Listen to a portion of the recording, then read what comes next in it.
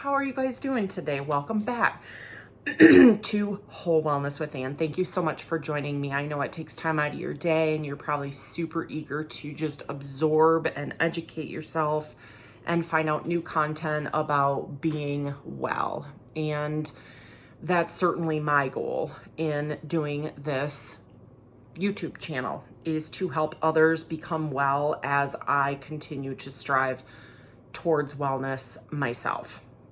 And one of the topics I wanted to touch on today was this whole idea of being a sensitive person or being a highly emotional person or an empath or a deeply feeling or a super empath or whatever kind of label that you want to put on it. Let's skip labels for now and just for the purposes of this video, use descriptor words.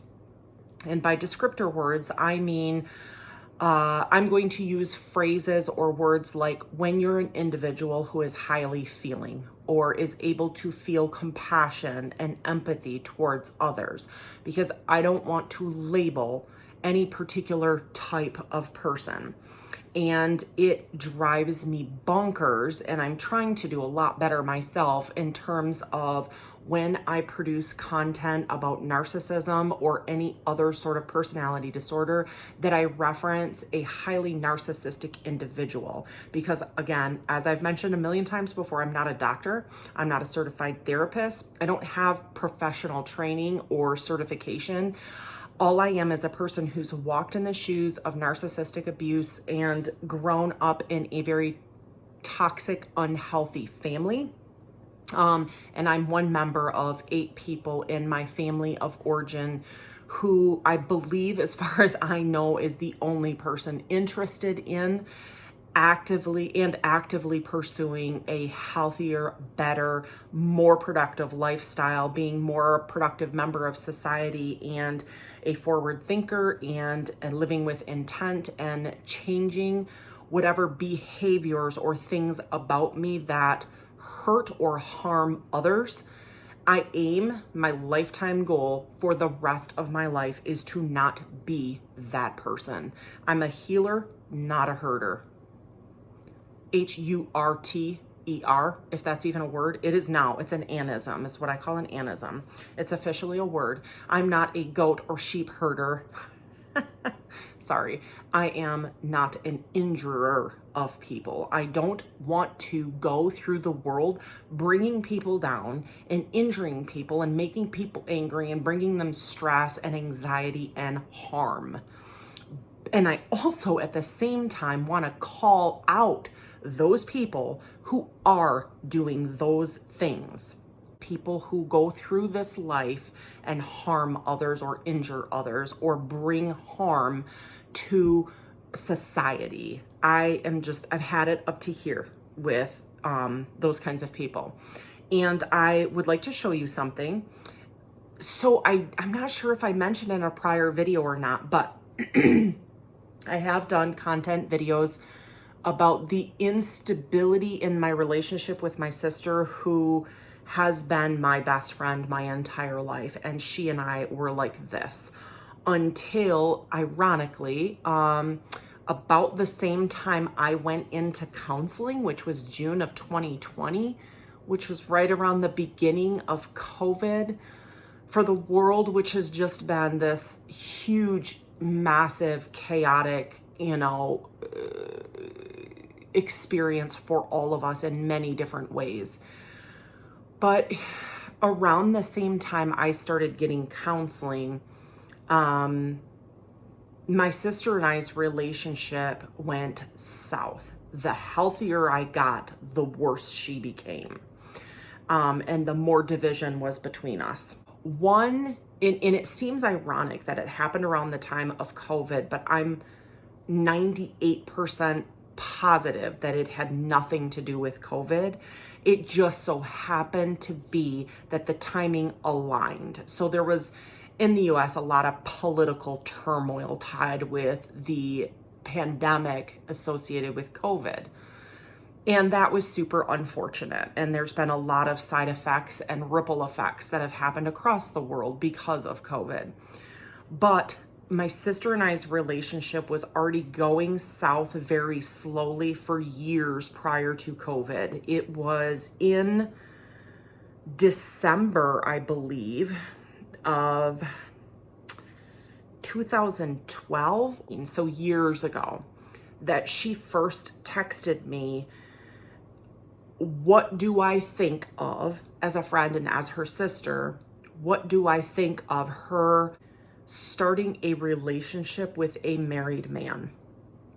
Now, I swear on a stack of Bibles that that is what the gist of her email was to me. She essentially emailed me, what do you think about this? Am I treading? And I remember in the email, if I were to go back and dig in my emails, I would probably be able to locate her original email that said, do you think I'm treading on dangerous ground? And my email back to her was, what the bleep are you thinking?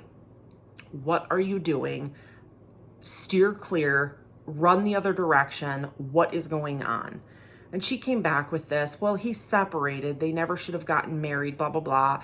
And of course, all the excuses as to why it should happen. I said to her, why don't you just wait until he's divorced? Take 6 months apart. And if you guys are meant to be together, then start up your relationship then. But for the time being, let him work through his stuff. Because talk about baggage. This guy not only had, this was his third marriage. He has children with 3 different women, so baggage. And my sister at that time had not been in a serious relationship with any man, anybody at all. So, of course, being her sister and us being like this at the time, I, of course, was going, what are you thinking? And that was my attitude for several weeks with her, because she was advancing in this relationship with this married man. And I was going, wait, no, stop. So our relationship basically, it got to the point with her in that relationship where she told me that I had to choose. If I was going to have a relationship with her, I needed to zip it and shut up about their relationship and how wrong it was. At that time, that was devastating for me to hear from my sister, because she and I up to that point had been like this. She was my rock. She and I used to be and have always been best friends. But ever since she started this relationship with this man, it has not been good. He and I are decent to each other. We are able to carry on a conversation and be in the same room and kind of just get along. But I by no means trust him at all. Nor do I think he's good for her or make her a better person, which I think that in most partners, that's the goal. Do you build me up? Do you compliment me? Do we compliment each other? And frankly, ever since that time, my sister and I's relationship has been very rocky and very volatile. And I obviously decided I'm going to shut up about her relationship with him. She made her decision. Even though she asked me what I thought, it didn't matter what I thought. And she chose him. And she was able to a certain extent, keep her relationship with me, and I was able to keep my relationship with her. But it was very difficult for us to continue navigating our relationship together because of their relationship. And it was several years before he finally filed for divorce from his wife, his third relationship with children, and get married to my sister. And so, side note, that was, I believe, in 2018. And ever since then, my sister and I's relationship hasn't been great. It has not been great since she took up with him. But it's gradually kind of gone downhill, and we've gotten more distance, and we haven't been able to be as close as what we used to be. Now, granted, at the same time that she has gotten closer with him and had a more intimate relationship with him, and they got married and everything, and I did a ton for her wedding, kept my mouth closed, did some seamstress work on her wedding dress. I did all the photography for free. That was my gift. All kinds of stuff for them for their wedding ceremony, which was a very informal ceremony on the beach. I digress. So it's just ironic, and it just so happened to have been right around the time of COVID, the onset of COVID, that all this political drama and stuff was going on, and masks or no mask, or closed public areas, open public areas, closed parks, closed restaurants, open restaurants, and all this craziness was happening with COVID at the same time as I began therapy because of what I was going through personally, with the work situation and the narcissistic abuse that I suffered there, and the triggering experience and the associated trauma that I felt and was dealing with because of that work experience. And if you're unfamiliar with that, please go back. I encourage you to watch some of the prior videos to this one. In particular, probably the last few videos, the last 3 or 4 videos in the abuse series. And potentially prior to that, because I really tell quite a bit about the history in my narcissistic videos that was posted anywhere between, February and May, roughly those couple of months. I posted a lot of content about my experience at that job and how it came to be, and how I came to be in therapy, and why I started this channel. So with that said, let's get to the point of this video. It is a video about my sister and the relationship that she and I have, and the dynamic between people today, why there's such an issue nowadays. I mean, my argument is, why is there such an issue over sensitivity? And Exhibit A, now before I show this to you, please be aware that I have no idea what was in this mug. My sister and I went on a camping trip. I started to tell you, I'm going to get ready to show you a picture here, but I was getting ready to tell you about how my sister and I's relationship has not been the greatest. I did a couple of videos about her gaslighting me several months ago, and when she wanted to get together, and she sent me a text chewing me out about the status of our relationship, and basically hold me up against the wall saying, what's going on? And I was like, wait a minute here. Go back, I think it was April. Okay, so it says in my content history that the first video I posted about my sister and I was posted 7 months ago from today. Today is October 6th. And the first video was posted 7 months ago, and it says, how do you prepare for a talk with someone who is gaslighting you? That was the first video. The second video I did was called A Heartfelt Follow-Up, What's Next with the Gaslighter? And then the last video I did was about 6 months ago, and I titled it, When You Have Nothing More to Say to the Gaslighter, but They Still Want to Talk to You Again. So go back and watch those videos if you're looking for a little bit more information about the dynamic of my sister and I's relationship. It's been rocky at best, but part of the reason it's been rocky is because I no longer will tolerate certain behaviors from her, as is true the entirety of my family. Every relationship with my family, I have been forced to keep certain members of my family at an arm's length because their behavior is just unacceptable. It's just unacceptable.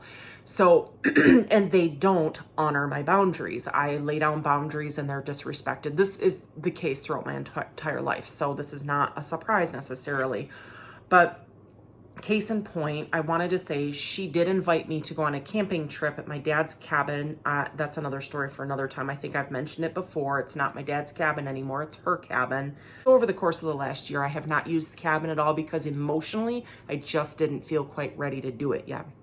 But this last summer in August, my sister said to me, hey, you want to go camping at the cabin this weekend? And I felt like I was in a place where I could do that and actually get some respite and some quiet time and some relaxation by the campfire and the river, and just kind of clear my head and get my thoughts together and use the little time away. And so I did it. It was fabulous. I wasn't able to rest and relax too much because my sister brought her dog, her new puppy that's 4 months old, which barked almost the entire time we were there. And if the dog was not barking, she was talking to the dog. So it was not a quiet weekend away. Nonetheless, that's another note for another time. At the cabin, I saw this mug. And like I said, please don't ask me what was in this mug. My best guess is it was either instant coffee or it might have been hot cocoa. It looks like that, the residue, but I don't know what it was. But the whole point is the mug. Look at the mug. Whoops. Wow, quite the glare there. So, you guys got a good look at that? F your sensitivity. And here is the bottom of the mug. I just happened to pick it up and take a good look at it. The heck is that? A middle finger. Now, I want to first say that my sister claims that she and her husband are a religious couple. And when I say religious, I'm using that word because they use a label for what they are, and I don't want to offend or segregate a certain group of people. I am just going to say religious. And right off the bat, that mug is not religious. It is not religious in any way, shape, or form, okay? So I saw that mug sitting on the shelf at the cabin, and I went, what? What? I mean, there's little kids up at the cabin, and there's, granted, she bought the cabin from my dad. It's hers now. I wanted to see what her reaction would be. I said, what the heck? And I pointed at it and I was like, she goes, what? And I go, that mug. And my facial expressions should have communicated all, but it didn't. I went like this. Like, that's shocking and inappropriate. And she goes, what? It's supposed to be a joke. And I was like, that's a joke? What's the joke? And she's like, it was a joke for my husband. And then she brushed it off and walked away. And I let it go. I didn't press it. But all I could think of was, who are you? And what have you done with my sister, who used to be the sweetest, kindest, gentlest? I mean, she was an angel on earth, and I swear her husband has made her a different person, but I don't want to, and I'm trying to hesitate to blame him entirely, but as I've mentioned before, my entire family of origin is very unhealthy. We're very influenced by others, and we have certain behavioral characteristics that are not healthy, and my goal is to try to get healthier and try to influence others, especially and in particular my family, if at all possible, to be better and do better. So this mug totally floored me. It is not like my sister at all to throw out the middle finger randomly, either herself or on t-shirts or mugs. It is not like her to use curse words, especially the F word, where something like F your sensitivity is said. Like, so here we get to the point of the video, right? And now we've done what, 10 minutes of nonsense just to get to the point of the video. I hope you don't think it's nonsense. Stay tuned, because we're getting to the meat and potatoes of the thing here. What does it mean, F your sensitivity? What does that mean? What does that mug mean? And I came to the conclusion that that means I don't give a about how you feel. I'm going to do whatever it is that I want to do, and you better just learn to suck it up, Buttercup. That's the gist of that mug, and that's the gist of that sentiment. And who is walking around the world saying that sort of thing? Some people can be unreasonably oversensitive. Yes, it's true. But how do you combat that? How do you help that? How do you change that? By saying your sensitivity? Is that really productive? Is that the way we're going to help people who are feeling hurt or injured or angry or upset about something that might be offensive to them? Is that really the productive way to handle that? That's my question. That's my question. Do you really think that's helping? And my answer is no, it's not helping. It's just as pointless and unproductive, if not harmful, for one person to say, F your sensitivity and spread that poison into the world, as it is for someone else to say or claim that the reason we should or shouldn't do something is because that hurts my feelings. There is no logic in that hurts my feelings. There's also no logic in F your sensitivity. Let's talk. Why does it hurt your feelings? Do you have a friend or a relative, or does your background or culture dictate that this is hurtful to you and you're feeling it internally and it's hurting you to your core? You know, maybe if we delve into other people's stories and try to understand, remember those words, compassion and empathy? Let's focus on those. Let's focus on trying to understand the other person and where they're coming from instead of saying, F your sensitivity. Basically, you're saying the same thing. It hurts you, rather it angers you that I'm sensitive about something. What are you feeling sensitive about? Are you feeling hurt? Is that what you're feeling? Why? Why are you feeling hurt? Let's get to the root cause of the hurt and find out and explore how we can heal that. Let's be productive about it.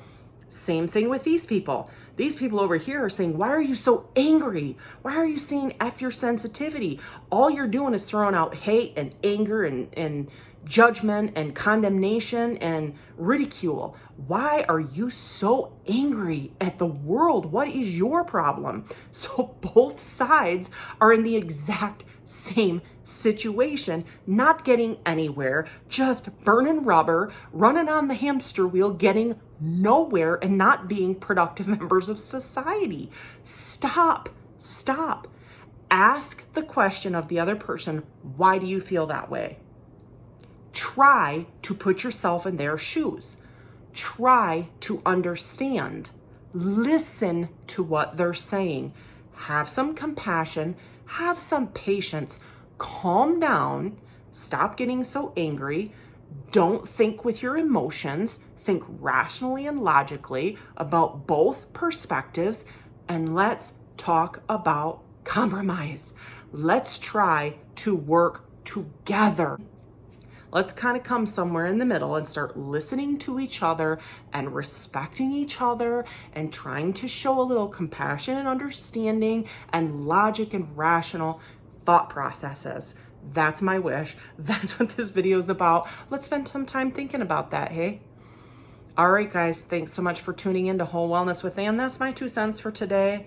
I don't want the anger and I also don't want the tears. I want us to all just try to be productive members of society and help build each other up and be better people for each other and for ourselves. Take care of you. Bye, guys.